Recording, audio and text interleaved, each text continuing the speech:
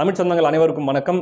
இந்த வலையொலியானது தமிழ் இனத்திற்கும் தமிழ் தேசிய அரசியலுக்கும் ஏதாவது ஒரு வகையில் பயனுள்ளதாக இருக்கும் என்று நீங்கள் எண்ணினால், நீங்கள் நம்பினால், இதுவரை சப்ஸ்கிரைப் செய்யாதவர்கள் சப்ஸ்கிரைப் செய்து உங்களுடைய ஆதரவை தரும்படி அன்புடன் கேட்டுக்கொள்கிறேன்.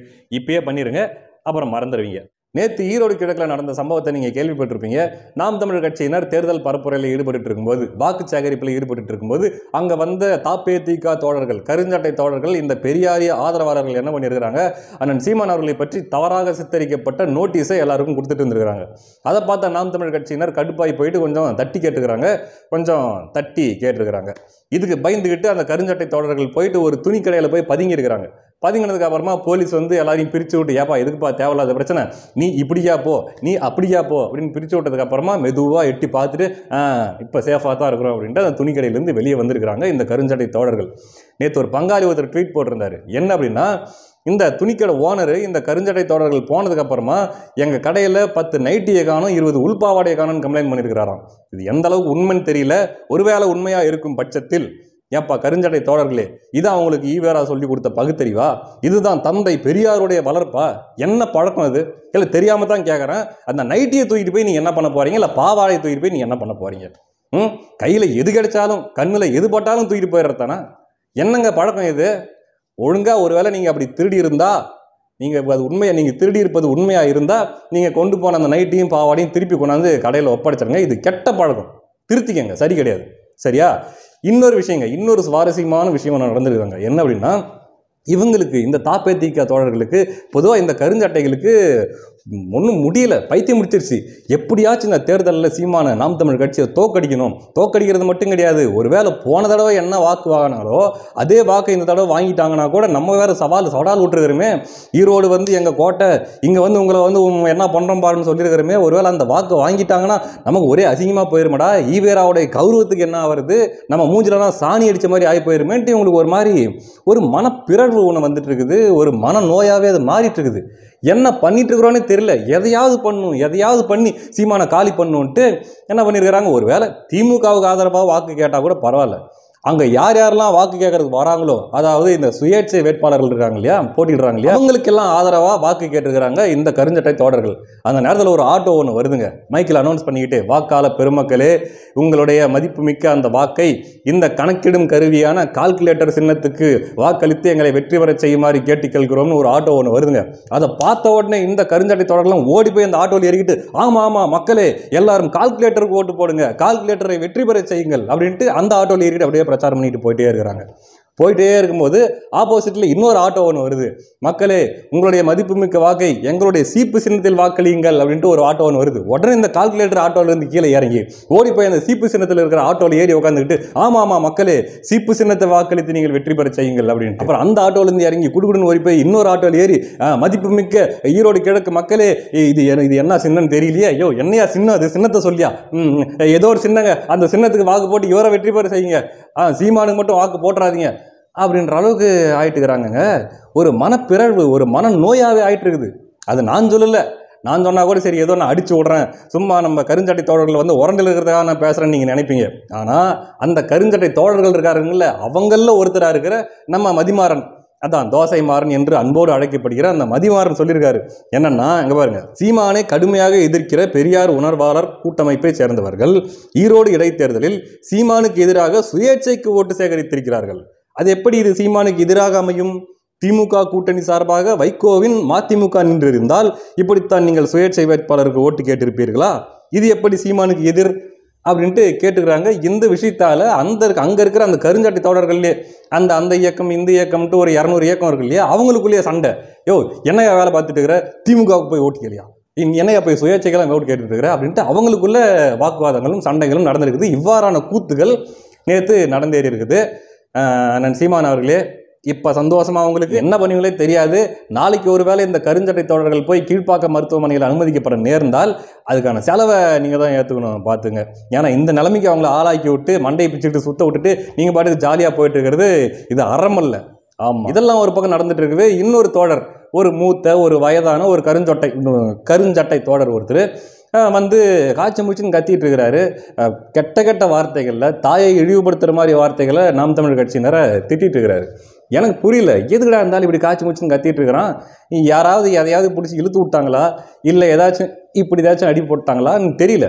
பார்த்தா நாங்கள் அந்த காலத்தில் நாங்கள் பெட்ரோல் குண்டு போட்டவங்க, நாங்கள்லாம் ஒரிஜினல் ரவுனிங்க, நாங்கள் வெடிகுண்டு போட்டவங்க, இந்த நீங்கள் அடுத்த கூட்டம் நடக்கும்போது அந்த கூட்டத்தில் பெட்ரோல் பம்ப் போடாமல் விடமாட்டோம்லாம் கத்திட்டு இருந்தார். ஆனால் பாருங்கள், அங்கே நடந்தது என்ன தெரியுமா? அக்கா சீதாலட்சுமி அவர்கள் உட்பட நாம் தமிழர் கட்சியினர் 50 பேர் மேலே போலீஸ் வழக்கு பதிவு போட்டிருக்காங்க. எதுக்கு? நேற்று அந்த பிரச்சனை நடந்ததுக்காக. நாம் தமிழர் கட்சியினர் போய் தட்டி கேட்டாங்க. இவங்களுக்கு இது எல்லாமே நடந்ததெல்லாம் தெரியும், அதை விட்டுருங்க. ஆனால் இவங்க மேலே வழக்கு போட்டிருக்கிறாங்க. இன்னொரு பக்கம் இந்த கருஞ்சட்டை தோழர்கள்லாம் மிரட்டல் ஒரு பக்கம், டேய் நாங்கள் பாடுறா டே நாங்கள் அப்படின்ட்டு அவங்க இன்னொரு பக்கம் மிரட்டல், இன்னொரு பக்கம் அழுவாச்சு, எங்களை அடிச்சு போட்டாங்க, நாங்கள் அரை வழியில் நாங்கள் போய் நோட்டீஸ் கொடுத்துட்டு இருந்தோம், எங்களை அடிச்சு போட்டாங்க அப்படின்ட்டு இன்னொரு பக்கம் ஒப்பாரி. ஏதாவது ஒன்று பண்ணுங்கடா, ஒன்று மிரட்டு இல்லை ஒப்பாரி வை. எதுக்கு சைமல்டேனியஸாக பண்ணிட்டு இருக்கிற? உனக்கு என்னமோ இவங்க அடி வாங்காததெல்லாம் புதுசாக இப்போ தான் அடி வாங்கின மாதிரியும், இதுக்கு முன்னாடி அடி வாங்காத மாதிரியும், இதுக்கு முன்னாடி அவமானப்படாத மாதிரியுமே பேசிகிட்டு இருப்பாங்க. ஏன்பா டிராவிடியன்ஸ் திராவிட தோழர்களே, உங்களுக்கெல்லாம் கொஞ்சமாவது மனசாட்சின்னு ஒன்று இருக்குதா? என்னமோ புதுசாக அடி வாங்குற மாதிரி ஐயோ அடிச்சு விட்டாங்கன்னு ஒப்பாரி வச்சுட்டு இருக்கிறீங்க. தமிழ்நாட்டில் நீங்கள் அடி வாங்காத இடம்னு ஒன்று இருக்குதா? ஒரு உதாரணத்துக்கு ஐயா வீரமணி அவர்களை பற்றி ஒரு சம்பவத்தை நான் கேள்விப்பட்டேன். அது என்ன அப்படின்னா, அதுக்கு முன்னாடி ஐயா வீரமணி அவர்களே, எனக்கு ஒரு சந்தேகம். உங்களுடைய இயற்பெயர் ஒரிஜினல் பேர் சாரங்கபாணின்னு இருந்ததாகவும், அந்த பேர் அந்தளவுக்கு ஒன்றும் காரமாக இல்லையே அப்படின்ட்டு ஒரு வீரமாக எனக்கு ஒரு பேர் வேணும், என்ன பண்ணலாம், வீரமணி அப்படின்ட்டு நீங்கள் மாற்றி வச்சுக்கிட்டதாகவும் உங்களுடைய தோழர்கள் போட்டிருந்தாங்க ட்விட்டரில். அது என்ன உண்மையாக பொய்யான்னு தெரில, ஆனால் அதை கொஞ்சம் கிளாரிஃபை பண்ணுங்கள். இப்போ விஷயத்துக்கு வரலாம். என்ன அப்படின்னா, ஐயா வீரமணி அவர்கள் எம்ஜிஆர் அவர்களுடைய ஆட்சி காலத்தில் ஆண்டாள் நாச்சியார் அவர்களை பற்றி மிகவும் தரக்குறைவாக கொஞ்சம் கொச்சையாக பேசியிருக்காப்புல. உங்களுக்கு தான் தெரியுமே இந்த குரூப் எப்படிலாம் பேசும் அப்படின்ட்டு, அந்த மாதிரி பேசியிருக்காப்புல. அதை பார்த்து அந்த நேரத்தில் மதுரையில் எம்எல்ஏவாக இருந்த ஐயா தாமரை செல்வன் அவர்கள் வீரமணி அவர்களை கூப்பிட்டுருக்காரு. ஐயா வீரமணி, ரொம்ப பேச்சு சிறப்பாக இருந்துச்சு, நல்லா வீரமாக இருந்துச்சு, உங்களுக்கு நான் ஒரு மரியாதை செய்யணும், நீங்கள் அப்படியே மதுரை பக்கமாக வந்தீங்கன்னா உங்களுக்கு ஒரு சிறப்பான ஒரு பரிசையும் நல்ல ஒரு உணவுப் பொருட்களையும் உங்களுக்கு கொடுத்து உங்களை நான் கௌரவிச்சு அனுப்புகிறேன் அப்படின்னு சொல்லி கூப்பிட்டுருக்காரு. கூப்பிட்டுட்டு அந்த நேரத்தில் இருந்த முதல்வர் ஐயா எம்ஜிஆர் அவர்களுக்கு கால் பண்ணி, தலைவரே ஒரு மலர் வளையம் எடுத்துக்கிட்டு மதுரைக்கு வந்துடுங்க அப்படின்னு இருக்காரு. எம்ஜிஆர் அவர்களுக்கு புரியல, எதுக்குடா மலர் வளையம் கேட்குறாரு? ஒருவேளை ஐயா வீரமணி அவர்களுக்கு மரியாதை செய்யணும்னா அதுக்கு மாலை இல்லை கேட்பாங்க, இவர் எதுக்கு மலர் வளையம் கேட்குறாரு அப்படின்ற மாதிரி அவருக்கு ஒரு சந்தேகம். உடனே எம்ஜிஆர் வீரமணி அவர்கள் போயிட்டு இருக்கும்போது ஸ்ரீவில்லிபுத்தூரில் அங்கே சில தோழர்கள் என்ன பண்ணியிருக்கிறாங்க, தந்தை பெரியார் வாழ்க, தந்தை பெரியார் வாழ்க அப்படின்ட்டு கத்திட்டு இருந்துருக்கிறாங்க. ஐயா வீரமணி அவர்கள் அதை பார்த்துட்டு, ஆஹாஹா என்ன ஒரு மரியாதைடா, என்ன ஒரு வரவேற்புடா எனக்கு அப்படின்ட்டு சந்தோஷமாக கார்லேருந்து இறங்கி போயிருக்கிறாரு.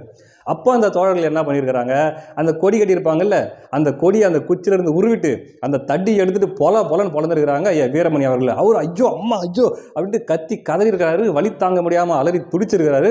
துடிச்சிட்டு அப்பா ஆளை விட்டா போதுண்டா அப்படின்ட்டு அந்த கீழே விட்ட வேட்டியும் இப்போ எடுக்காமல் திருப்பி அப்படியே காரில் ஏறி போயிருக்கிறாரு. போயிட்டு ஒரு ஹாஸ்பிட்டலில் அட்மிட் ஆகிருக்கிறாரு. அப்போது தாமரை செல்வன் அவர்கள் ஐயா எம்ஜிஆரை கூப்பிட்டு, தலைவரே மலர் வளையெல்லாம் வேணாம், அது இருக்கட்டும், அது பின்னாடி ஏதாவது தேவைப்பட்டால் பார்த்துக்கலாம், இப்போதைக்கு 4-5 சாத்துக்குடி பழமும் ஒரு ஹார்லிக்ஸ் பாட்டில் மட்டும் வாங்கி வந்துடுங்க அப்படின்ட்டு சொல்லியிருக்காரு ஐயா தாமரை செல்வன். இப்படி ஒரு சம்பவம் நடந்ததாக நான் கேள்விப்பட்டேன். என்ன ஐயா வீரமணி அவர்களே, இது உண்மையா? நீங்கள் கடுமையாக நைய புடைக்கப்பட்டது உண்மையா? கொஞ்சம் கிளாரிஃபை பண்ணுங்கள். இது மட்டும் இல்லை, பல சம்பவங்கள் ஈவேரா அவர்களுடைய காலத்திலேயே ஈவேரா அவர்கள் கூட்டம் நடத்தும் போது திமுக காரங்க அங்கே போய் தகராறு பண்ணுறது, திமுக காரங்க கூட்டம் நடத்தும் போது ஈவேரா அவர்கள் போய் தகராறு பண்ணுறது, காமராஜருடைய ஆட்சி காலத்தில் திமுக காரங்களால் திக காரங்க தாக்கப்பட்டது. அதே போல் 2006 2011 வரை ஐயா கருணாநிதி அவர்களுடைய ஆட்சி காலத்தில் இந்த பேதிக தோழர்கள்னு நினைக்கிறேன், ஈவேரா அவர்களுடைய சிலையை திறக்கிறேன் அப்படின்ட்டு போயிட்டு அந்த நேரத்தில் திகாவுக்கும் திமுக ஏற்பட்ட தகராறில் திமுக காரங்க போயிட்டு ஐயா ஈவேரா அவர்களுடைய சிலையை உடைச்சி இந்த கருஞ்சட்டைகளுக்கு ஆளுக்கு 2 போட்டு துரத்தி விட்டதாகவும், இப்படி திகா இந்த திராவிடர் கழகம் இந்த அந்த ஏகப்பட்ட அமைப்புகள் இருக்குல்ல, பொதுவாக இந்த கருஞ்சட்டைகள் இந்த திராவிட தோழர்கள் இவர்களுடைய வரலாறே சென்ற இடமெல்லாம் செருப்படி வாங்கி வந்த வரலாறாக தான் இருந்திருக்குது. ஒன்றா கேட்கும்போது அடடாடா அப்படின்ற மாதிரி இருக்குது.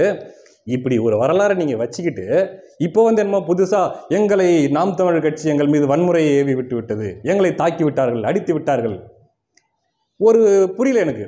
ஒருத்தங்க எதுக்குறாங்க அப்படின்னா, சரி ஓகேடா ஏதோ 2 பேருக்குள்ள தகராறுன்னலாம், போகிற இடத்துலலாம் அடி வாங்கிட்டு வரீங்கன்னா அப்புறம் பிரச்சனை யார்கிட்ட இருக்குது? அதனால் கருஞ்சட்டை திராவிட தோழர்களே, நீங்கள் அண்ணன் சீமான் அவர்களுக்கு நன்றி விசுவாசமாக இருக்கணும். ஏன்னா அவர் தான் அவங்கள ரொம்ப சாஃப்டாக இருக்கிறவங்களே அவங்கள ரொம்ப சாஃப்டாக ஹேண்டில் பண்ணிட்டு இருக்கிறாரு. ஒரு கற்பனை செஞ்சு பாருங்கள், இதே நீங்கள் வந்து எதிர்த்த இடத்துல, நீங்கள் சண்டை போட்ட இடத்துல நாம் தமிழர் கட்சிக்கு பதில் திமுகவாக இருந்திருந்தா அல்லது வேற ஏதாவது கட்சியாக இருந்திருந்தா ஒருத்தனாச்சும் உள்ளாடையோட வீடு போய் சேர்ந்துருப்பீங்களா? அப்போ நீங்கள் அண்ணன் சீமான் அவர்களுக்கு நன்றி சொல்லணும். எங்களை கொஞ்சம் சாஃப்டாக டீல் பண்ணி விட்டதுக்கு நன்றி அப்படின்ட்டு நன்றி உணர்வு உள்ளவர்களாக இருக்கணும். பார்த்துங்க.